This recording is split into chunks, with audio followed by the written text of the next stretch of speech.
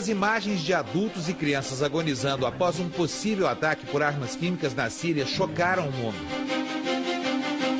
Para o governo dos Estados Unidos, o país do Oriente Médio ultrapassou a linha vermelha.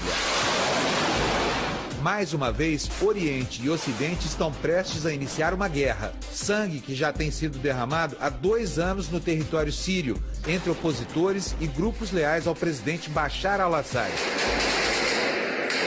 E que provocou a fuga de 2 milhões de pessoas. Um número assustador, que compreende 10% da população. Para a Organização das Nações Unidas, a crise humanitária na Síria é a pior tragédia do século XXI. O país, que faz fronteira com a Turquia, Líbano, Iraque, Jordânia e Israel, tem um território menor do que o do Paraná e é um barril de pólvora repleto de revoltas étnicas e religiosas. Um povo insatisfeito com denúncias de corrupção e com as condições socioeconômicas. Desde o golpe de Estado comandado por Hafez al-Assad em 1970 até hoje, a polícia do governo reprime com mão de ferro qualquer tipo de manifestação. Em 2000, uma rebelião da comunidade drusa foi sufocada. 4 anos mais tarde, foi a vez dos curdos serem castigados. Mas a chamada Primavera Árabe explodiu em protestos pelo país. Insurgentes criaram o Exército Livre da Síria e tentam tirar Bashar al-Assad do poder. A Revolução Popular deu espaço para grupos armados ligados à rede Al-Qaeda. Por outro lado, o grupo extremista libanês Hezbollah se uniu a Assad e os conflitos se tornaram mais intensos. Mais de 100 mil pessoas já morreram. Os conflitos fizeram a economia na Síria encolher. O número de desempregados nunca foi tão alto e o valor da moeda chegou a níveis baixíssimos. O presidente sírio tem afirmado que o combate é contra os terroristas. Já o presidente Barack Obama quer fazer uma intervenção militar atacando a Síria com mísseis, mas sem utilizar tropas. A Síria é rota marítima no transporte de petróleo para o mundo. Além disso, está no meio de uma das maiores reservas de gás do planeta. Um grande projeto entre Irã, Iraque e Síria prevê a construção do maior gasoduto do Oriente Médio sob o Mediterrâneo.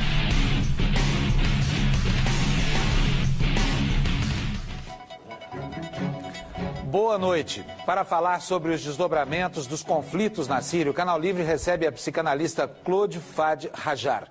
Ela é síria e autora do livro Imigração Árabe, 100 anos de reflexão. O nosso outro convidado é o jornalista Jaime Spitkovski. Ele foi editor internacional do jornal Folha de São Paulo, trabalhou como correspondente em Moscou e Pequim, escreve para a revista Morachá da Comunidade Judaica Brasileira. Participam também do programa desta noite os jornalistas Fernando Mitre e Boris Casoy. Boa noite, bem-vindos. Eu abro com uma pergunta para os dois. Na opinião de vocês, essa intervenção iminente se justifica moral e politicamente ou não? A senhora começa, por favor, doutora. Boa noite, senhoras e senhores. Eu realmente agradeço essa pergunta, porque, na minha opinião, não se justifica nem moral e nem politicamente quando há aliança clara entre Estados Unidos e Jabhat al-Nusra introduzida na Síria para destruir a Síria. Não a Síria que o VT mostrou, mas a Síria laica, a Síria independente, a Síria segura, a Síria que tinha condições de saúde, de higiene, estudo grátis, totalmente grátis. A Síria segura que eu faria questão de morar lá se pudesse, e era esse o meu projeto de vida, senhores. Portanto, não se justifica e não se justifica pela linha vermelha. Essa linha vermelha não foi interceptada pelo Bashar al-Assad. Jaime? Bom, boa noite, queria agradecer o convite e dizer que, do ponto de vista de uma análise geopolítica, é evidente que a utilização de armas químicas por qualquer um dos lados muda muito o quadro e torna o conflito ainda mais dramático. Como a matéria colocou no início, nós estamos diante de uma crise humanitária sem precedentes no século XXI. São mais de 100 mil mortos em 2 anos. A comunidade internacional, ela, ao longo do século XX, testemunhou diversos genocídios e testemunhou genocídios em muitos dos quais ela se manteve absolutamente passiva. Eu posso falar de Ruanda em 94, posso falar até mesmo do Holocausto. E nós estamos diante de mais um capítulo em que a comunidade internacional está diante de um desafio, está diante de um dilema. Ela não pode assistir de braços cruzados que, repito, 100 mil pessoas sejam mortas numa guerra civil ao longo de 2 anos, que armas químicas sejam utilizadas, o que abre um precedente enorme para a utilização de armas de destruição em massa naquela região. E a gente fica absolutamente preocupado com a perspectiva de que haja uso de armas de destruição em massa naquela região por qualquer um dos lados. Uhum. Mas a senhora discorda, evidentemente, da denúncia. Eu não só discordo, Fernando, mas eu vou mais longe. Eu diria que a questão ali não são as armas químicas que o Bashar al-Assad tenha ou venha a usar, porque não usou, mas as armas químicas que entraram pela fronteira da Turquia e que foi delatado e foi relatado. As armas químicas pegas com Jabhat al-Nusra na fronteira turca e que a Rússia mostrou e toda a imprensa internacional mostrou. As armas químicas não foram usadas por Bashar al-Assad. Na verdade, o grande medo e o grande desafio ali é porque Israel está do lado.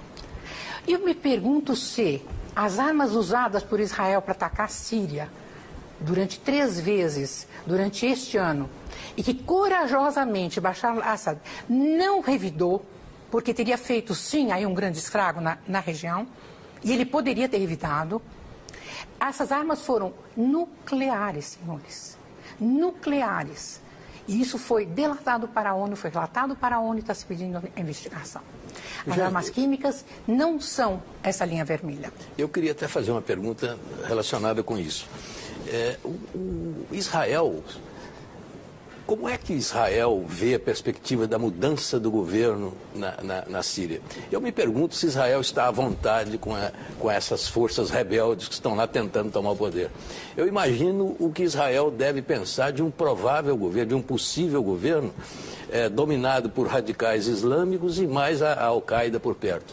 Eu não sei se o Bashar al-Assad não é melhor do que o que vem depois. A pergunta, Mitre, é absolutamente pertinente e coloca Israel mais uma vez num dilema geopolítico e numa situação extremamente difícil. Porque, por um lado, claro que existe a perspectiva dos radicais ligados à Al-Qaeda chegarem ao poder em Damasco. Isso é inquestionável, isso é inegável. Ao mesmo tempo, ao contrário do que a Claude falou, eu não vejo a Síria exatamente como um Estado independente. A Síria ela faz parte de uma aliança que une Irã, Síria e Hezbollah. Aliás, eu acho também curioso que quem defende o regime sírio fala num regime laico. Só que esse regime laico, curiosamente, seus 2 maiores aliados são fundamentalistas muçulmanos, de linhagem xiita, ou seja, o governo iraniano e o Hezbollah. A própria reportagem que iniciou o nosso debate diz que o Hezbollah está lutando ao lado de tropas de Bashar al-Assad. Mas internamente pode-se falar num governo laico, porque os alauítas não são propriamente uma militância religiosa no poder. Mas concordo, mas se você pegar o artigo número 3 da Constituição síria, ela determina que o presidente tem que ser muçulmano. Sunita. Não mais sunita. Agora tiraram. Tiraram. Para permitir que os alauítas chegassem ao poder. Não é um regime teocrático? Não é.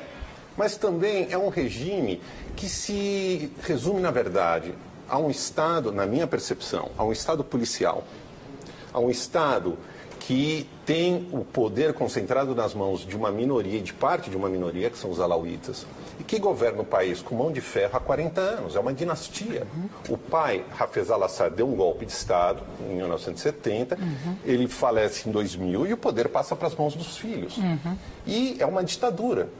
Doutora, a senhora fez uma análise onde a senhora começa com ataques de Israel e com supostas intenções de destruição da Síria. Na verdade, tem um fato que o Jaime coloca, que é a própria presença do presidente Assad, ditador, e de uma rebelião popular que é real. A senhora não vai dizer que essa foi uma rebelião provocada por outro país. Havia uma grande insatisfação que se manifestou mais ou menos dentro do quadro da Primavera Árabe.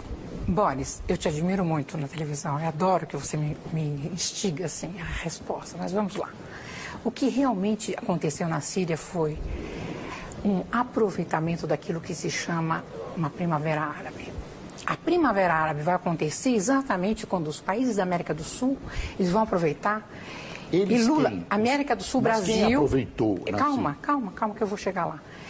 O que acontece acontece um fato em Tunis, se vai na rua, acontece um fato que se copia, porque isso daqui foi um dominó, um efeito dominó. Tunis, acontece, o cara se imula, mas tudo isso é muito bem orquestrado. Aqui eu tenho um texto, eu gostaria até de passar para vocês, como é que se faz uma revolução, senhores? Como é que eu faço com que os intelectuais, os pensadores, as classes externas e internas, elas façam... Como é que eu fabrico uma revolução? Isso está escrito aqui. Não é uma análise minha do David... doutora Clode? É do David Rohrer. Doutora, não havia caldo de cultura, quer dizer... Querido, posso terminar só a minha resposta? A Síria era uma comunidade feliz, o povo vivia muito feliz? Eu diria que sim. E eu fui 33 vezes à Síria, tenho casa na Síria, tenho parentes na Síria, e hoje os meus parentes, senhor, estão todos eles, cada um num lugar. A minha tia de Alepo está cercada pelos rebeldes de Jabhat al-Nusra, que ela não compreende o que eles falam, porque eles não são sírios, eles não são rebeldes sírios, eles são rebeldes de Jabhat al-Nusra e não falam árabe.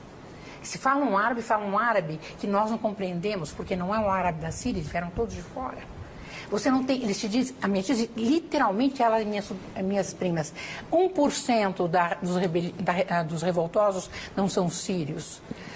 Tudo que nós temos, teve um período, sim, que houve uma maioria de mais ou menos 10%, que foi com o tempo voltando e se reestruturando junto com a sociedade síria.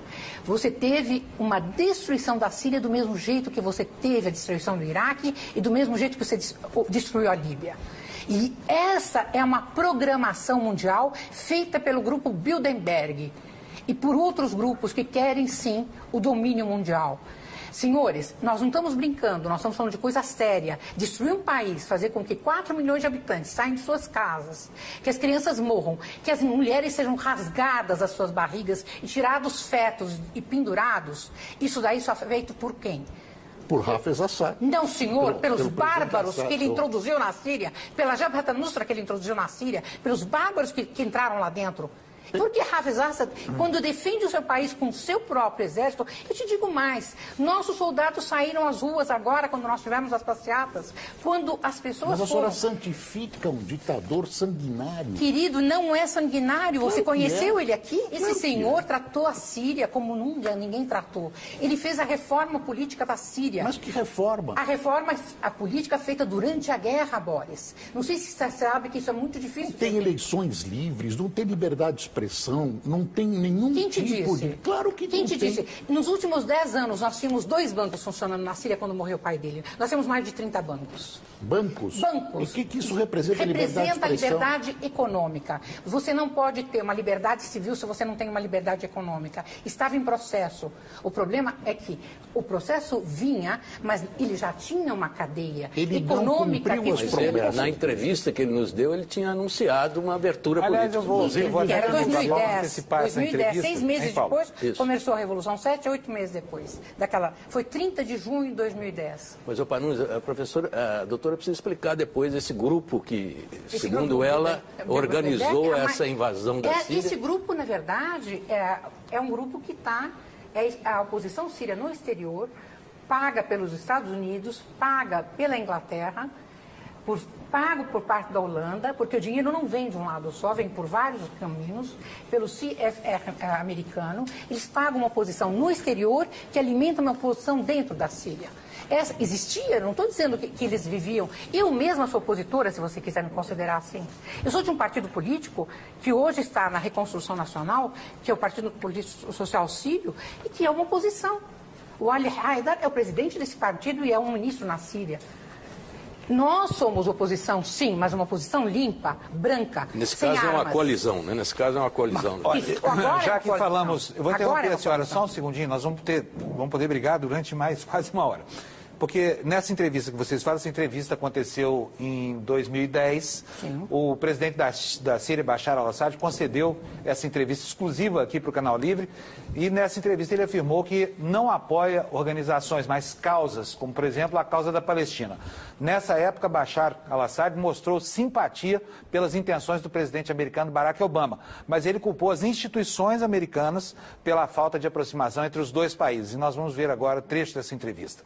توجهاتي وهناك أمثلة عملية في هذا الموضوع. كان الرئيس أوباما عين سفيرا ليذهب إلى سوريا في إطار تطوير العلاقات، فوقف الكونغرس ضد إرسال هذا السفير. هذا مثال بسيط. هناك طبعا أمثلة من أجل تحرير الأراضي اللبنانية. حماس تعمل من أجل تحرير الأراضي الفلسطينية المحتلة، وبالتالي نحن نتعامل مع هذه القوى من هذا المنطلق. لا أحد يحدد لنا مع من نتعامل وكيف نتعامل طالما أن هذه القضايا موجودة. إذا كان هناك من يقلق من وجود حزب الله أو من وجود حماس، الحل بسيط، عليه أن يعود للسبب الذي أوجد هذه المنظمات.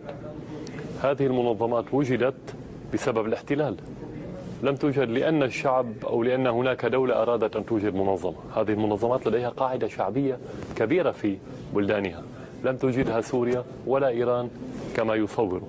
هي وجدت نتيجة دعم شعبي بسبب وجود الاحتلال. Jaime, eu queria ouvir você sobre isso que a doutora Claude falou, e depois a gente retoma o assunto para que a senhora possa descrever melhor a maneira como isso se organiza. Eu queria fazer duas observações. Primeiro, uma menção da professora sobre o uso de armas nucleares por parte de Israel.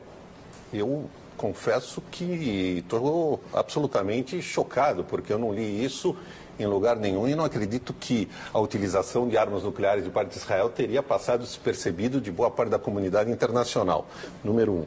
Número dois, eu gostaria de perguntar à professora o que significa para ela Hama, se eu estou com a pronúncia correta em árabe, 1982. É um massacre perpetrado pelo regime Hafez al-Assad contra uma cidade em que morreram milhares de pessoas. E a famosa Muhabarat, a polícia, sim. Eu peço perdão pelo meu árabe pouco correto. Mas a Síria é famosa pelo seu estado policial. E sem dúvida nenhuma, não há ali nenhum elemento democrático. E é curioso também que a Primavera Árabe coloca uma questão muito interessante, que é em xeque a narrativa que sempre prevaleceu no mundo árabe nas últimas décadas. Que a grande tragédia do mundo árabe foi a criação do Estado de Israel em 1948. Essa Primavera Árabe, e aí eu me permito dizer o seguinte, quais são os ingredientes para você ter uma revolução? Bom, se você tiver a maior taxa de desemprego jovem do mundo, o mundo árabe tem uma taxa de desemprego jovem de 26%, a média mundial é 13%. O desemprego feminino no mundo árabe é de 75%. Não é o caso. Então, se você juntar desemprego, urbanização, revolução tecnológica, isso é igual à Primavera Árabe. Ou seja, por que as populações árabes também não sairiam às ruas para pedir essas modificações que acontecem em todos os cantos do planeta? Mas, me desculpe, mas a doutora, ela leva em conta a interferência externa de apoio a essas forças que começaram, digamos, espontaneamente a reagir contra o governo. Ok, mas a pergunta é qual é a origem do processo, Mitre?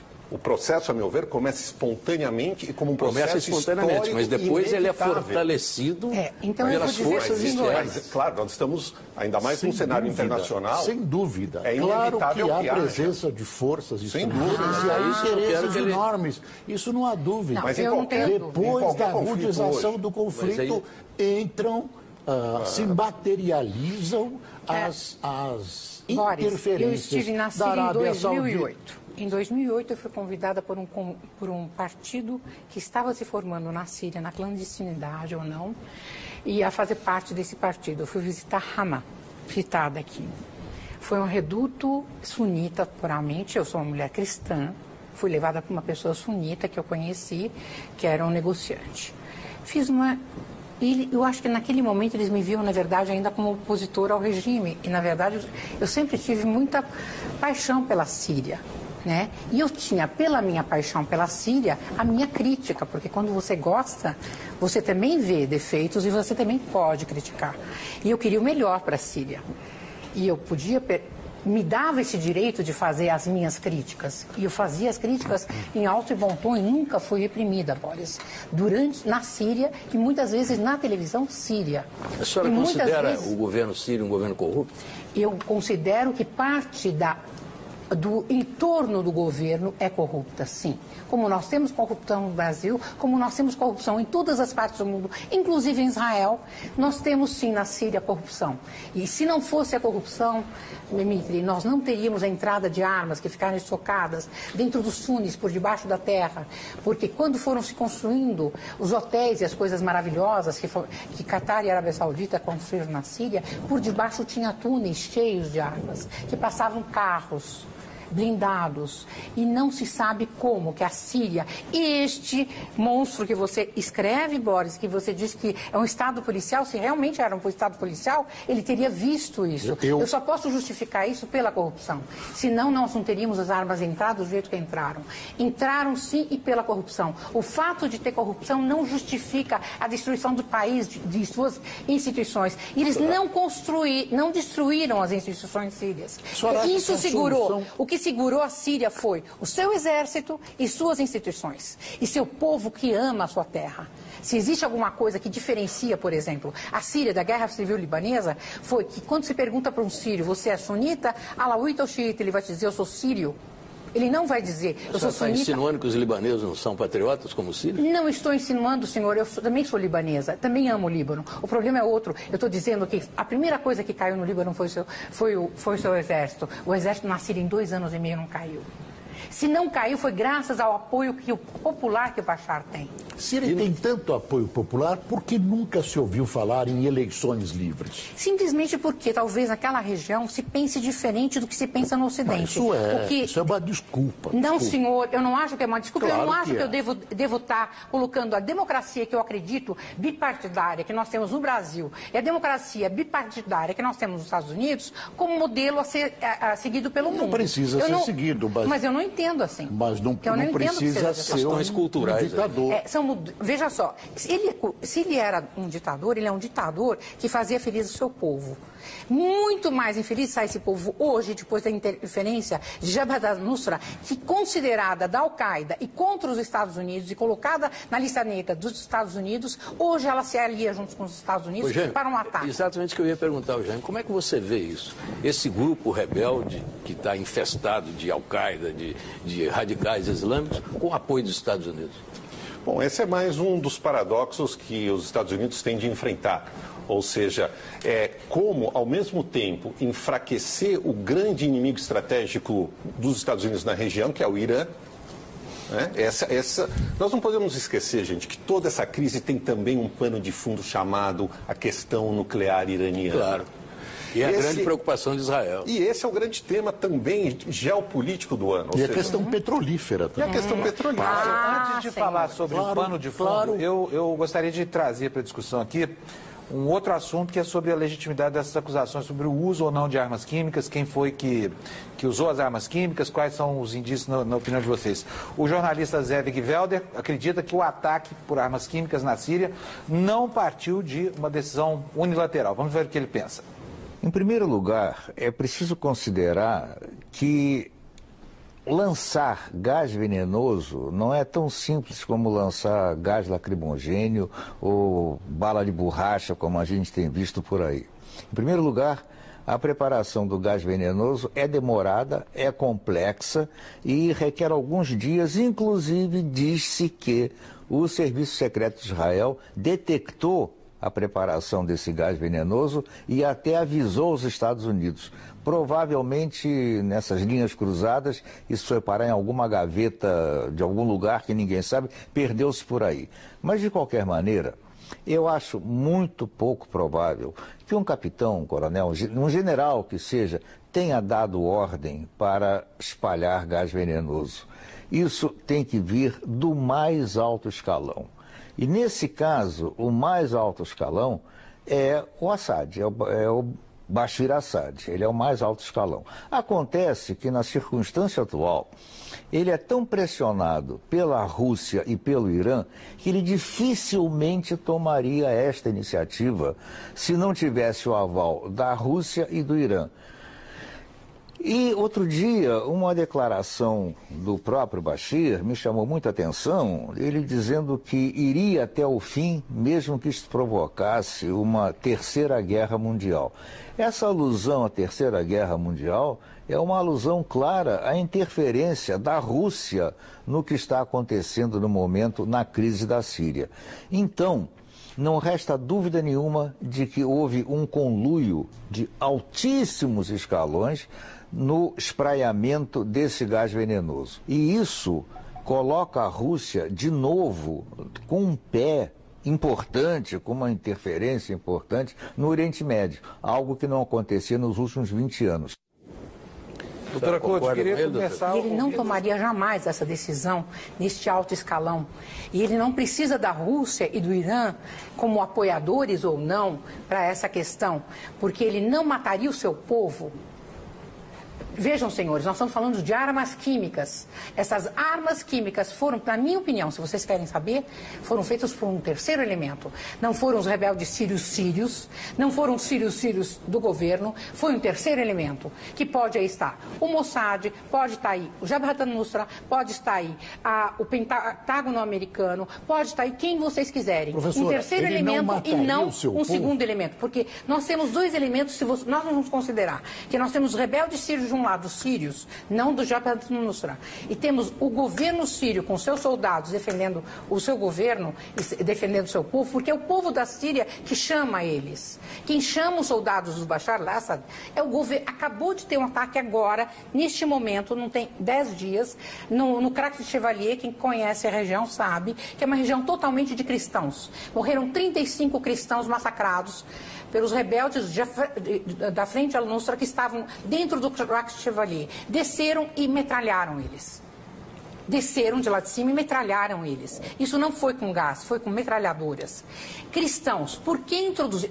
Ontem eles entraram em Malula e simplesmente pegaram as suas...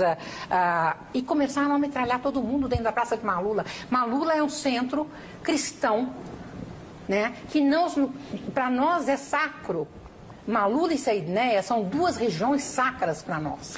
Onde Jesus passou, nós desconfiamos. Onde São Paulo esteve, nós não podemos jamais pensar que frente ao Nusra entre lá e mate os cristãos de lá. Doutora Cláudia, quando a senhora vê as imagens, as que a BBC divulgou, as outras anteriores, mostrando crianças tremendo, com sintomas claros de intoxicação por gás sarin, como é que a senhora entende aquilo? Eu queria saber mais. A senhora viu, Bashar al-Assad não mataria o seu próprio povo, mas já matou centenas de milhares com armas, vamos lá, convencionais. Primeiro, eu quero te dizer o seguinte. Nós temos uma grande desconfiança de mais de 300 crianças que estavam em Latakia,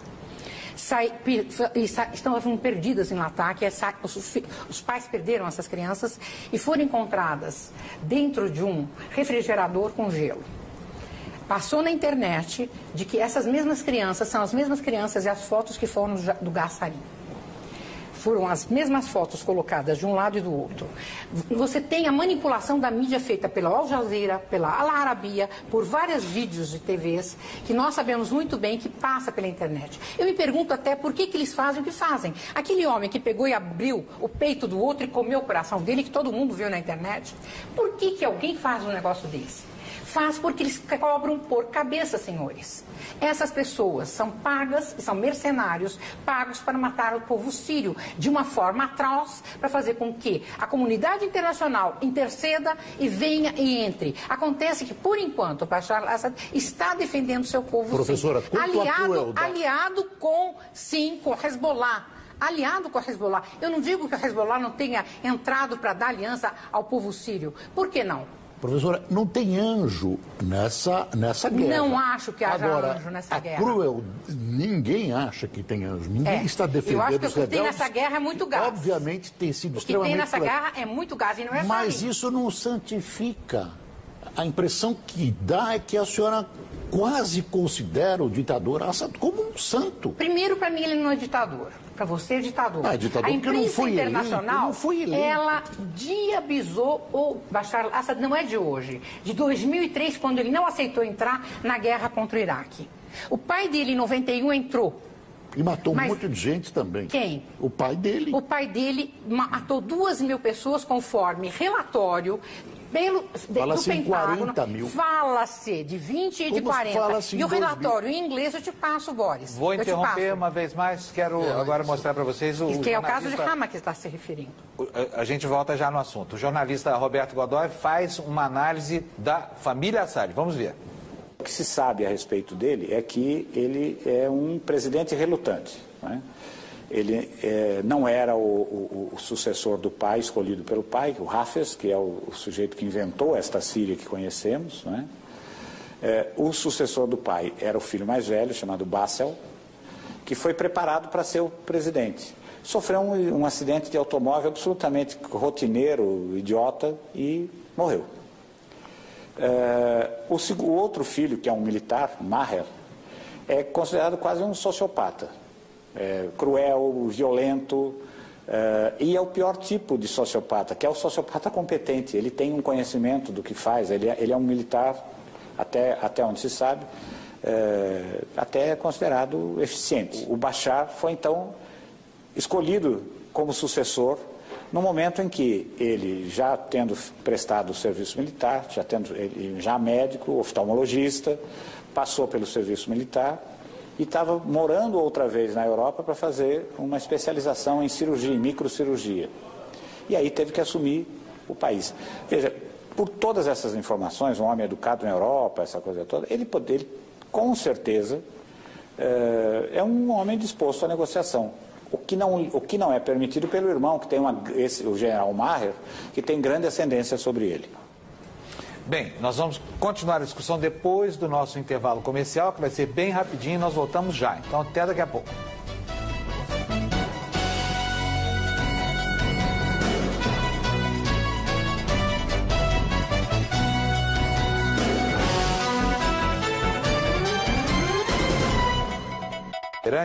Pelo embaixador do Egito no Brasil, Hossan Saki. Ele enfatizou muito que o país dele é contra uma intervenção militar na Síria. We hope that this military intervention or war does not happen. But I think if the United States carries out a strike as it has been threatening, I think, yes, there is a possibility that it can have regional consequences. Now, Egypt does not support military intervention by the US or by any other foreign power in Syria. We believe that there is supposed to be and there should be a political solution to the current problem. The former president in Egypt has declared that we cut the relations with Syria. So for that we have shut down our embassy. But this does not mean that we are in favor of military action. The current government in Egypt is opposed to any potential military intervention in Syria. Vou passar a palavra direto para você, Vitor. Jair, aqueles que duvidam desta denúncia, desse argumento dos Estados Unidos para atacarem a Síria, têm um bom precedente para alegar, né? Os Estados Unidos fizeram uma guerra no Iraque a partir de uma grande mentira. Como é que você avalia isso? Bom, há uma diferença significativa entre os dois cenários. O presidente dos Estados Unidos. Naquele momento no Iraque era George W. Bush, política unilateral, belicista e um projeto de ampliação, essa era a agenda, da hegemonia norte-americana no Oriente Médio. Hoje, o presidente norte-americano, ele tem como prioridade terminar o seu mandato mantendo a economia em recuperação. Ele tem como prioridade justificar o Prêmio Nobel da Paz que ele ganhou. Ele quer entrar para a história como o homem que terminou a guerra do Iraque, como o homem que terminou a guerra do Afeganistão. Eu tenho absoluta segurança que essa discussão sobre quem usou, quem foi o responsável, vai durar 1.358 anos. O que a minha análise, ao meu ponto de vista, é o seguinte: eu não tenho dúvidas que Obama não queria entrar nessa guerra. Não é do interesse do governo americano, como não é do interesse de Israel. Embora haja as teorias conspiratórias, sempre do envolvimento de Israel, o que interessa a Israel? Estabilidade nas suas fronteiras. Israel fez acordo de paz com a Jordânia em 95. Israel fez acordo de paz com o Egito em 79. A fronteira, olha que paradoxo, Mitre. A fronteira de Israel com a Síria é uma das mais, se não a mais tranquila dos últimos tempos. Por quê? Porque a prioridade de Bashar al-Assad não é, embora ele tenha a retórica anti-Israel, lutar contra o Estado judeu. A prioridade dele é ficar no poder. E ele sabe que uma guerra contra Israel colocaria em xeque a sua permanência no poder. Quando ele precisa provocar Israel, o que ele utilizava? O Hezbollah pelo Líbano, como nós vimos na guerra de 2006, na guerra do Líbano, em que Israel, portanto, retalhou contra território libanês, contra o Hezbollah, que provocou e atacou Israel a mando da Síria e do Irã numa estratégia de desestabilizar a região. Havia uma convivência ali razoável, menos com relação ao Irã. Porque, por mais que Israel estivesse mais ou menos confortável com o Bashar al-Assad no poder, o Irã ali do lado e o Hezbollah. Mas é muito estranha essa questão do Irã. Por que não é permitido ao Irã ter armas nucleares e é permitido a Israel ter armas nucleares? Eu não entendo. Vocês sabem que se agora acontece um abalo sísmico, aquela região desaparece do mapa? Por um abalo sísmico.